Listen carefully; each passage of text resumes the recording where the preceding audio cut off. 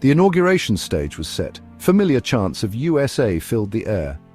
On January 21, 2025, Donald Trump was sworn in as the President of the United States for the second time. This event marked his return to the Oval Office after 4 tumultuous years away.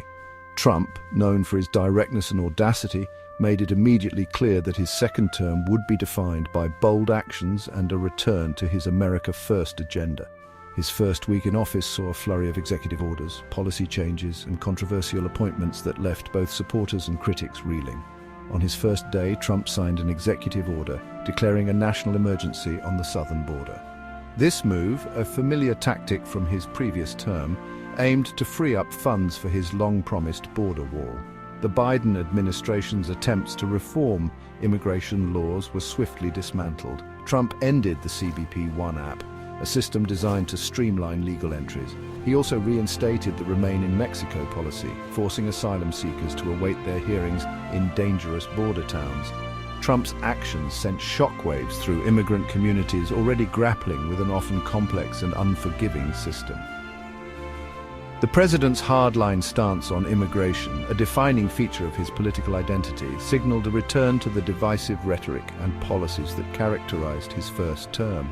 While his supporters lauded the moves as necessary steps to secure the border, opponents decried them as inhumane and vowed to fight them in court, setting the stage for another bitter battle over one of the most contentious issues in American politics. Trump's return was met with jubilation by some and trepidation by others. Yet no action sparked greater controversy than his decision to pardon individuals involved in the January 6th Capitol riot. Among those granted clemency were Stewart Rhodes, the leader of the Oath Keepers militia, and Enrique Tarrio, the former leader of the Proud Boys. Both had been convicted on serious charges, including seditious conspiracy for their roles in the riot. Trump's justification for the pardons centered around his belief that the January 6th defendants were victims of political persecution. He argued that they were exercising their First Amendment rights and had been unfairly targeted by the Justice Department. These claims were met with outrage from Democrats and even some Republicans who saw the pardons as a grave assault on the rule of law.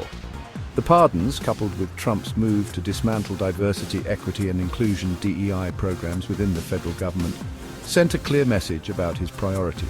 The president framed his decision to end DEI initiatives as a necessary step to eliminate divisive concepts from government.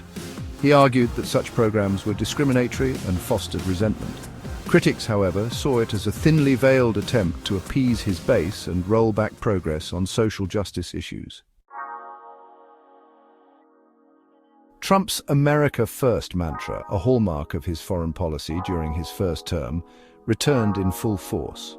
Among his most consequential actions was withdrawing the United States from the Paris Climate Agreement. This marked the second time a Trump administration pulled out of the landmark accord, signaling a disregard for global efforts to combat climate change.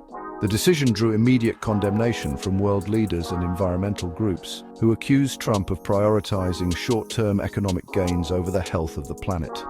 In keeping with his focus on American interests, Trump also set his sights on renegotiating trade deals. He slapped a 25% tariff on goods from Mexico and Canada, claiming the two countries were taking advantage of the United States. He also hinted at the possibility of imposing a 10% tariff on all Chinese goods, escalating trade tensions with Beijing. These protectionist measures, while popular with segments of his base, raised concerns about a potential trade war that could have devastating consequences for the global economy. Trump's actions on climate and trade painted a picture of an administration determined to chart its own course, regardless of international pressure or potential consequences. His decisions were met with a mixture of applause from those who felt he was standing up for American workers and businesses, and anxiety from those who feared he was isolating the United States on the world stage. The long-term consequences of these policies remained uncertain, but their impact would undoubtedly be felt both domestically and globally. The international community watched Trump's first week with a mix of astonishment and apprehension. European leaders, many of whom had breathed a sigh of relief after Biden's election, expressed disappointment and frustration over the US withdrawal from the Paris Agreement. The decision was seen as a major setback for global climate action and a sign that the United States was abdicating its leadership role on the world stage. Canada and Mexico reacted angrily to Trump's tariff threats, warning of retaliatory measures that could harm all three economies. The prospect of a trade war with two of America's closest trading partners sent shockwaves through the global market, raising fears of economic instability. Trump's confrontational approach to trade, though familiar from his first term, threatened to unravel years of economic cooperation and integration. Beyond specific policy decisions, Trump's return to the global stage was marked by a sense of unease. His unpredictable nature and penchant for unilateral action made him a wild card in international relations.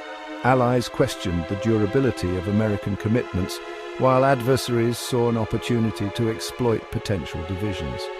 Trump's first week in office served as a stark reminder that the world was entering a new era, one defined by uncertainty and heightened geopolitical risk.